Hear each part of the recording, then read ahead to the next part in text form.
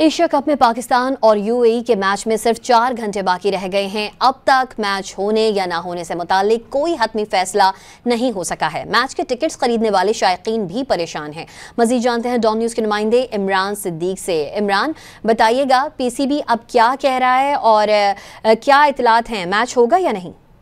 बिल्कुल, पाकिस्तान और यूएई का जो आज एशिया कप में 10वां मैच है उसमें सिर्फ 4 घंटे बाकी हैं, लेकिन अभी तक जो है वो कोई हतमी फैसला नहीं हो सका है। अब से कुछ देर पहले पाकिस्तान क्रिकेट बोर्ड से रब्ता किया गया तो उन्होंने कहा कि हमने अपना फैसला जो है वो सुना दिया है। अब जो गेंद है वो आईसीसी के कोर्ट में है कि वो क्या फैसला करते हैं, क्योंकि आईसीसी ने ही मैच रेफरी एंडी पायक्रॉफ्ट को हटाना है और रिची रिचर्डसन जिनका नाम लिया जा रहा है उनको पाकिस्तान के मैच में लगाना है। तो जराये के मुताबिक आईसीसी जो है वो ऐसा करने जा रहा है। अब से कुछ देर बाद इसका जो है वो बाकायदा ऐलान कर दिया जाएगा, लेकिन अब सिर्फ 4 घंटे बाकी, इसलिए शायकीन जो है वो काफ़ी परेशान है। जिन्होंने मैच के टिकट्स लिए हैं, जिन्होंने दुबई स्टेडियम का रुख करना है, जिन्होंने अबू धाबी या शारजा से दुबई आना है, वो शायकीन जो है वो तजब्जुब का शिकार है। दूसरी जानिब पाकिस्तान क्रिकेट टीम भी जो है वो होटल में अभी तक मौजूद है और पाकिस्तान क्रिकेट बोर्ड के फैसले का इंतजार कर रही है। जैसे ही पाकिस्तान क्रिकेट बोर्ड उनको ग्रीन सिग्नल देगा उसके बाद जो है वो पाकिस्तान टीम दुबई स्टेडियम के लिए रवाना होगी मैच के लिए। और आज जो मैच है वो डू एंड डाई है पाकिस्तान के लिए।